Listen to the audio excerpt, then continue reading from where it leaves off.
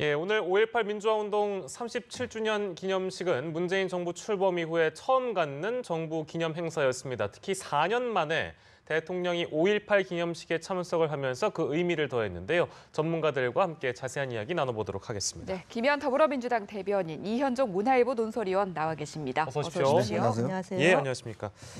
오늘 민주화운동 기념식 두 분 다 보셨을 텐데 지난 9년간의 기념식과는 좀 많이 다른 분위기면 분명했습니다. 역대 최대 인파도 모였다고 하고요.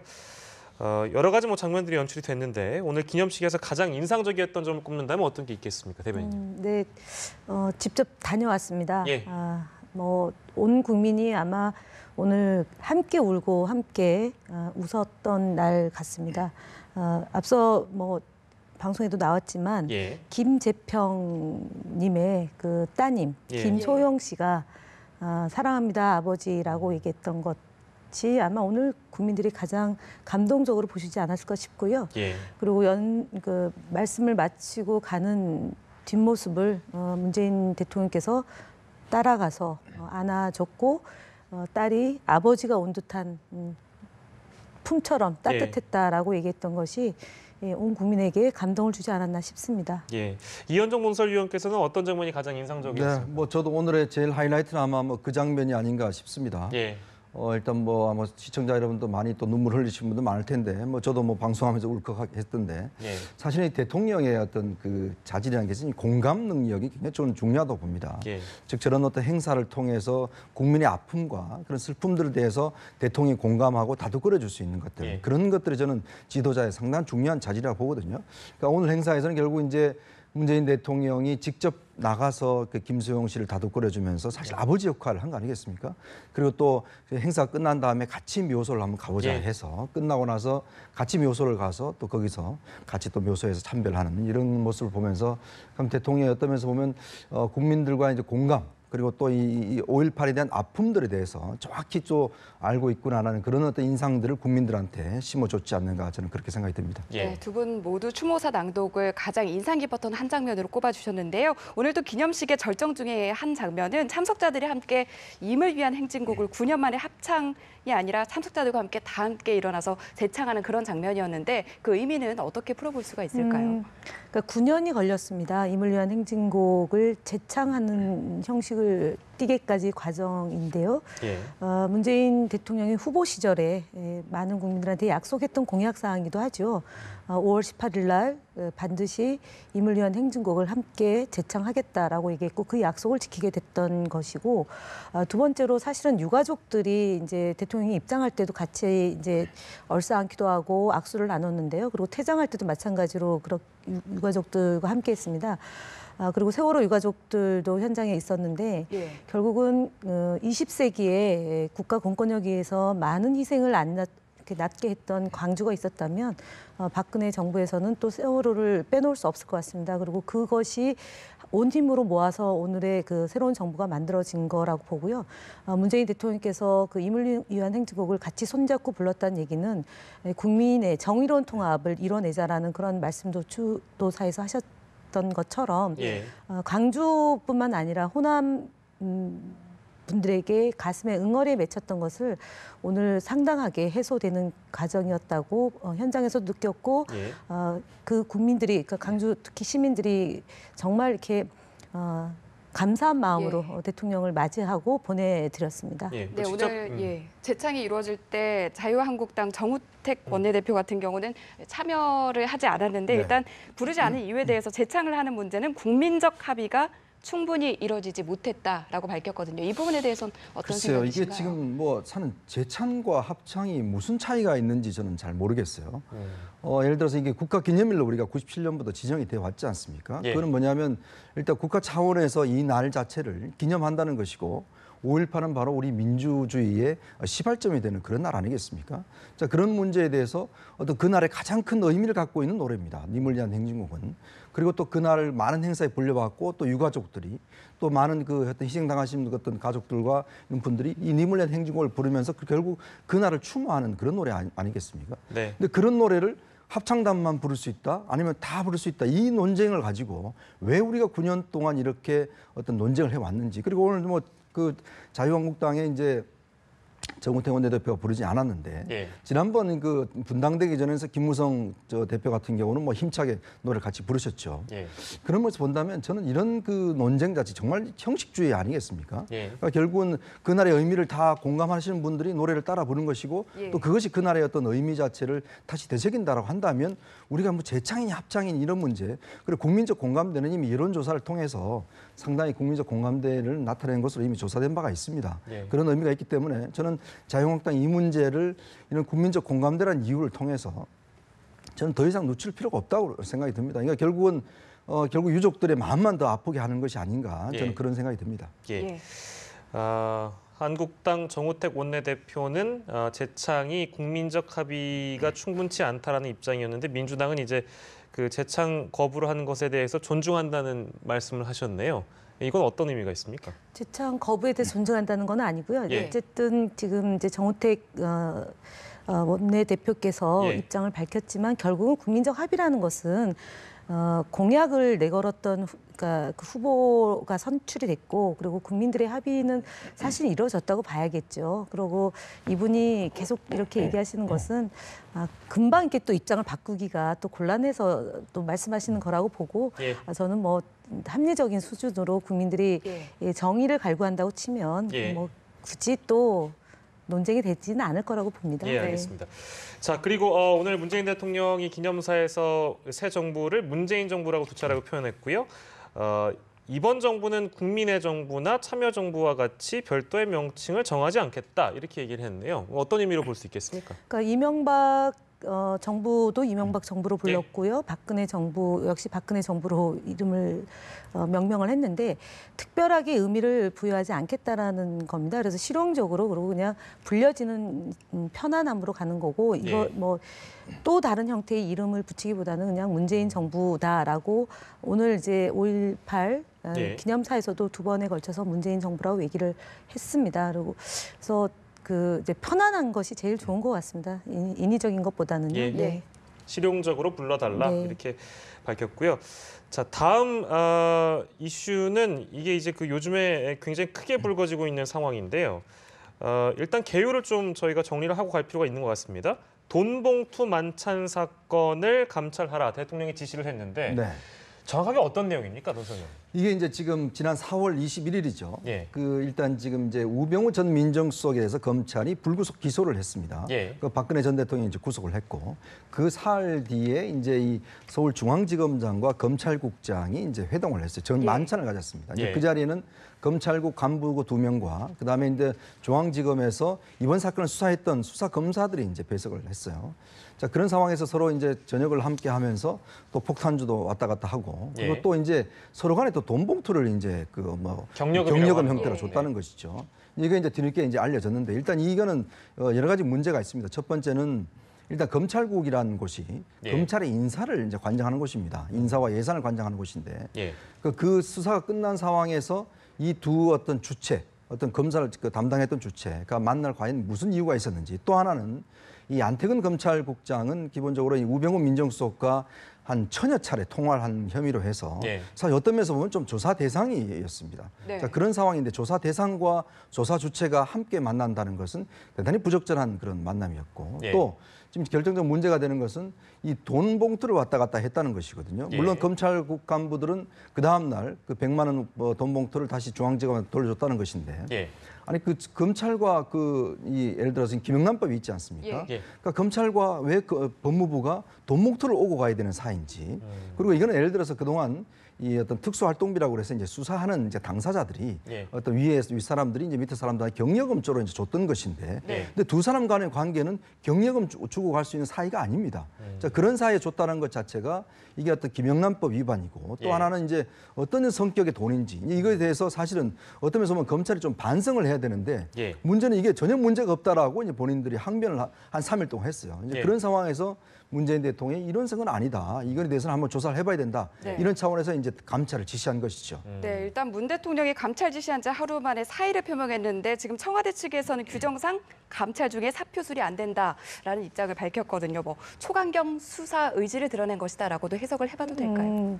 상식이죠. 예를 들면 지금 이제 사건이 진행 중인데 이 그러니까 사표 낸 것이 수리가 되면 예. 이분들에게는 연금과 퇴직금을 받을 수 있는 그런 기회가 주어지는 거예요. 근데 만약에 아. 징계가 될 경우에는 그것이 이제 안 되게 되는 거죠. 그래서 어쨌든 그동안 이제 검찰의 관례다라고 얘기했던 것은 예. 비정상적 관례인 것이죠. 그래서 정상적인 상황으로 돌려놓는 것이 아마 이 정부에서 가장 해야 될 검찰 개혁의 그러니까 시작이라고 보고요. 첫 단추를 끼우는 문제라고 보고 특히 이 안택은 그 이번에 사표 내신 분은 지난번에 그 법사위에 나와서 우병우 사건과 관련해서 기억이 안 난다.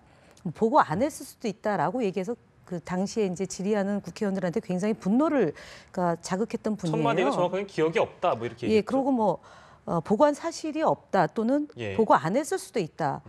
이렇게 얘기했던 분이에요. 그래서 예. 많은 질타를 받았던 분인데 예. 사실은 좀 우스갯소리로 돈 봉투를 받았는지 기억이 안 난다고 얘기하지는 않을 것 같고요. 예. 어쨌든 앞서 말씀하셨던 것처럼 김영란법 위반도 가능성이 있는 거고 횡령이나 사후 뇌물도 연관이 있는지에 대해서 살펴봐야 될 것 같습니다. 그래서 이번 건은 법무부와 검찰이 국민들 앞에 의혹을 해소해야 되고요. 예. 통상적으로 검찰을 봐주는 식의, 그러니까 예를 들면 사표를 냈다고 해서 사표를 수리하는 식이 이제 그동안의 관행이었다면 이번의 경우는 감찰이 진행될 동안은 직을 유지하면서 징계가 됐을 경우는 엄정하게 책임을 물어야 된다라는 것이 일반적 상식 아닌가 싶습니다. 네. 그 일각에서는 이런 얘기도 나오더군요. 그러니까 그 대통령이 민정수석을 통해서 수사 지시 안 하겠다. 이게 이제 그 문재인 정부 입장인데 이렇게 감찰을 지시한다는 것은 대통령이 직접 언급을 한다는 거는 이거 가이드라인 준 거 아니냐라고 지적하는 분들도 계셔가지고요. 글쎄 이게 저는 뭐 가이드라인이라기보다는 저는 이게 검찰 내부에서 이런 기본적으로 좀 자정 능력이 떨어졌다 저는 그렇게 봅니다. 공직기강의 문제라고 봐요. 그렇죠. 왜냐하면 이런 일이 있으면 사실은 이제 지금 김영란법 이후에 저희 기자들 같은 경우도 밥 한 끼 먹기가 굉장히 힘듭니다. 예. 사실 어디 가서 먹으면 가격이 얼마인지 그런 것도 따져봐야 되고 이런 상황인데 다들 뭐 공무원들 마찬가지죠. 근데 검찰이 보면 당일날 아마 저녁 가격이 1인당 6만 원이었다고 그래요. 예. 그리고 또 이 봉투를 오고 갔다는 것 자체가 보면 물론 자신들은 관행이라고 이야기를 하는데 예.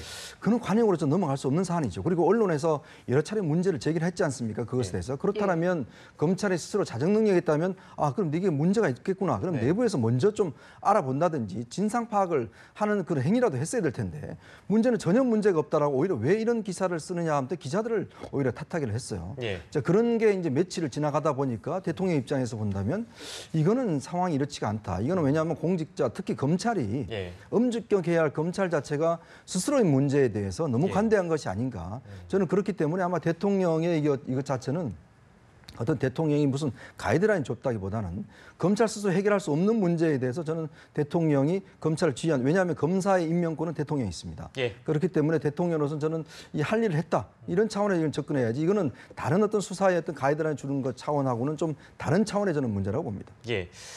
별 문제의식을 못 느꼈다는 게 더 문제일 수도 있겠네요. 그러니까. 그렇죠. 예. 알겠습니다. 자, 다른 얘기 해보겠습니다. 문재인 대통령이 지금 청와대 외교 안보라인 인선 놓고 고심을 거듭하고 있습니다. 공백이 좀 길어지다 보니까 아무래도 다음 달 말에 이제 한미 정상회담 앞두고 있어서 외교 안보라인 빨리 좀 갖췄으면 좋겠다. 총리 내정자께서도 이런 얘기를 했는데요. 근데 인선이 좀 늦어지고 있는 것 같습니다. 이 이유는 어떻게 봐야 되겠습니까, 대변인님? 신중한 접근을 하고 있다고 보면 될 것 같고요. 그리고 사실은 대통령이 취임한 지 지금 8일째 되는 날이에요. 예. 그래서 그리고 특히 안보 분야는 국민들에게 매우 안정감을 주고 또 문제 해결을 할 수 있는 유능한 분으로 이제 하기 위해서는 검증도 해야 되는 거고요. 그리고 시간이 걸립니다. 그래서 다른 그 이제 예를 들어 비서실장이나 아니면 정무수석이나 이렇게 정치적 영역이나 이런 것은 발빠르게 할 수 있지만 그리고 특히 이제 특사를 파견하는 것이 더 이제 시급하지 않았습니까? 그래서 저희가 이제 4개국의 특사 가고 그런 처리하는 과정에서 조금 이제 수년되고 있는 거죠. 이렇게 늦은 것이 아니고요. 그리고 공백이 있다고 하지만 실제로 지금 안보실장이 있습니다. 만약에 지금 공백이라고 얘기하면 장관 인사도 지금 안 되고 있는 거죠. 그것도 공백이라고 얘기할 수는 없는 거지 않겠습니까? 그래서 지난번에 NS 회의를 소집해서 대응을 했고 해서 공백은 없고 신중에 신중을 통해서 유능한 분을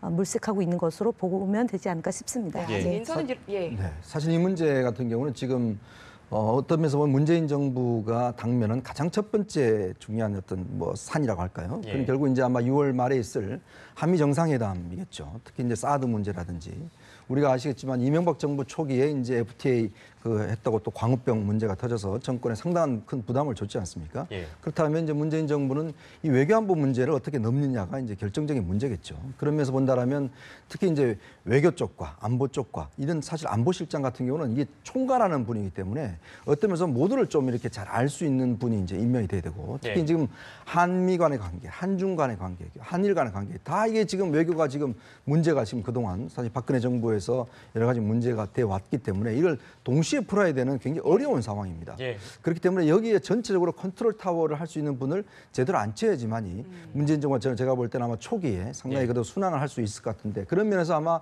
문재인 대통령이 인물 선정, 특히 이 전체적을 통괄할 수 있는 인물 선정에서 좀 상당히 좀 난항을 겪고 있는 것이 아닌가 이제 그렇게 보고 있습니다. 네, 예. 앞으로의 뭐 외교안보의 인선 내용이라든지 그리고 특사 파견이 어떤 성과를 낼 수 있을지 주목해 보도록 하고요. 이번에는 정치권 상황을 좀 짚어보겠습니다. 먼저 자유한국당 지금 계파 갈등이 막말 공방으로 번지는 모습인데요. 사실 입에 담기에도 좀 어려운 그런 말들이 네. 오가고 있거든요. 이런 공방전 어떻게 보고 계십니까? 참 제가 이 방송에서 하기도 힘든 말을 이 자유한국당 내에서 나오는데 뭐 육모 방망이로 예. 머리를 때리겠다, 뭐 바퀴벌레다, 뭐 등등 나오는데 사실 이 대선 이후에 지금 자유한국당이 어떤 이 대선에 대한 일단 기본적인 왜 패했는지에 대한 이 문제 접근부터 못 하고 있죠. 그래서 뭐 지금 오늘 뭐 뒤늦게나마 이제 백서를 만들겠다고 하는데 네. 이 백서 자체도 보면 일단 백서라는 게 책임 규명을 해야 되지 않습니까? 왜 우리가 패했는지, 예. 무슨 이유 때문에 패했는지 책임 규명을 해야 되는데 그게 쉽지 않으니까 이제 뭐 수치만 이제 한 백서를 만들겠다고 하는데 일단은 아무래도 이제 이번 선거에 대한 패배의 접근 이것 자체를 제대로 안 하니까 일단 당면한 7월달 전당대회에 이제 당권 경쟁부터 시작하는 것이죠. 그래서 아마 이제 홍준표 후보 같은 경우는 지금 미국에서 지금 여러 가지 당권 경쟁의 친박들이 다시금 당권을 잡으려고 하는 움직임이 있으니까 그것에 대해서 사실 일침을 놓고 아마 예. 뭐 제가 알기로 뭐 조기 귀국하는 것으로 이제 뭐 이야기 나오고 예. 있죠. 그러면 이제 문제 본다면 일단 당권을 놓고 지금 친박과 그다음에 친홍 예. 뭐 아직까지 친홍이라는 게 뭐 가시적인 형태가 있는 건 아닙니다만은 그 경쟁에 들어간 것이 아닌가라는 생각이 드는데 저는 참 안타까운 면이 있습니다. 왜냐하면 이번에 국민들이 여러 가지 이제 사실 그 진보와 보수는 사실 양날개로 같이 날아야 됩니다. 어떤 면에서 보면 건강한 견제 세력은 분명히 있어야 되는 것이거든요. 네. 예. 그러면 본다면 지금 자유한국당이 스스로의 정체성을 지금 못 찾고 있는 상황이고 또 이런 상황에서 자꾸 내부적으로 당권 경쟁만 하다 보니까 이런 문제가 비롯되는데 정말 제가 볼 때는 좀 과감하게 정말 외부 인사를 영입해서 예. 정말 당을 대대로 수술한다든지 뭔가 특단의 조치가 있는 한은 이 자유한국당 내부 문제가 쉽게 해결될 가능성은 굉장히 힘들어지는 것이 아닌가라는 그런 생각을 갖고 있습니다. 외부 인사 말씀하셔가지고 대선 전으로 시간을 약간 돌려보면 임명진 비대위원장이 당시에 외부 인사 격으로 들어왔었잖아요. 그렇죠. 근데 당 개혁에 실패했다는 평가가 지배적이었고 네. 그 당시 제 미디어를 기억하기로는 거의 그런 평가가 지배적이었습니다. 그러니까 말씀하신 그 외부 인사 또 들어온다고 하더라도 지금 세력은 아직까지는 친박이 주류를 이루고 있기 때문에 외부 인사 들여와도 어려워지지 않을까요? 그러니까 지금 이제 보면 그 징계를 다 원점으로 돌렸잖아요. 그렇습니다. 저는 그렇기 때문에 이 어떤 벤치마킹을 한다라면 지난 총선 전에 예. 그 민주당에서 이제 김종인 전 대표를 영입을 했지 않습니까? 예. 그러니까 모든 권한을 다 줬잖아요. 예. 이제 그러면서 당을 어떤 면에서 보면 상당히 좀 회생을 시킨 그런 효과가 있죠. 예. 자, 그렇다면 지금 어떤 제가 볼 때는 자유한국당은 전권을 줘야 됩니다. 어떤 사람에 대한 징계권까지도 주면서 예. 어떤 당 자체를 정말 어떤 면에서 보냐면 새롭게 리모델링하는 그런 권한까지 주면서 스스로를 예. 왜냐하면 자생적으로 지금 어떤 내부적인 동력을 찾지 못한다고 한다라면 예. 그렇게 외부에서 정말 보수의 가치를 실현할 수 있는 외부 인사를 영입해서라도 예. 이 문제를 해결해야죠. 항상 그런 사례들은 있습니다. 그렇기 때문에 제가 볼 때 자유한국당이 결단만 한다라면 저는 충분히 그 권한만 한다라면 뭐 그건 어려운 일이 아니라고 봅니다. 예, 남의 당 일이라고 일축하실 수도 있는데요, 김현 대변인님. 그 집권 여당에서 보기에 제1야당인 자유한국당의 내용 사태를 어떻게 보고 계신지요? 일단은 지금 이제 지지율이 한 자릿수로 지금 이제 전락하고 있는 거 아니겠습니까? 이제 한국당도 그렇고 유승민 후보가 있는 당도 그런데 어쨌든 예. 거기는 이제 건전한 보수를 지향하면서 좀 이렇게 수습이 돼가고 있는 걸로 보여집니다. 그리고 예를 들어 이물리한 행진곡을 제창하는 문제나 아니면은 뭐 5.18 특별법을 이제 도입하는 문제나 이런 것에 대해서 상식적인 수준의 보수의 그런 입장을 띠고 있는데 예. 지금 이제 자유한국당의 이런 내홍은 사실은 앞서 뭐 말씀하셨지만 자성의 흔적은 찾아볼 수가 없습니다. 그리고 이번에 또 이제 외부 인사를 모셔온다고 한다는 것은 예. 또 한 번에 체제가 불안정한 구조가 되는 거죠. 왜냐하면 이제 지금 이제 그 5월, 6월 넘어가면 내년 지방선거를 또 치르기 위한 준비 기간을 예. 가져야 네. 되거든요. 그래서 당내에서 이런 그러니까 갈등이 증폭돼서 불안정한 구조로 가서 또 외부 인사가 온다고 치면 예. 그 외부 인사가 또 제대로 정비를 못하면 또 다른 사람을 모셔와야 되기 때문에 예. 차제에 그러니까 조금 더 이제 국민들에게 민망하더라도 내부적으로 그러니까 그 당의 그 가치와 노선에 맞는 분을 제대로 뽑아서 당을 추스려 가는 것이 예. 그나마 지금 현재 그 박근혜 전 대통령이 구속되어 있는 상황에서 거기에 본류인 그런 보수 진영의 결집이나 보수 진영의 개편 이런 것들이 가능할 거라고 보여집니다. 예. 네, 일단 참 뭐, 어려운 문제긴 예. 하겠지만. 네. 대선 이후에 내홍을 겪고 있는 당도 있고 또 내부 수습에 분주하게 움직이고 있는 당도 있는데 이런 가운데 지금 문재인 대통령이 청와대에서 여야 5당 원내대표와 오찬을 갔는데 과거 정부에 비해서 좀 빠른 것 같습니다. 어떤 내용이 오갈 것으로 보십니까? 그러니까 취임 선서하는 날 그 야당 대표를 만나서 이제 예방을 해서 예. 협조를 잘 하자라고 말씀을 하셨고 그 이어서 이제 국민의당의 원내대표가 어저께 선출이 됐고 또 저희도 더불어민주당 원내대표도 이제 선출이 됐습니다. 네. 그래서 내일 배석자 없이 허심탄회하게 격이 없는 그런 대화 자리를 갖는 것이고요.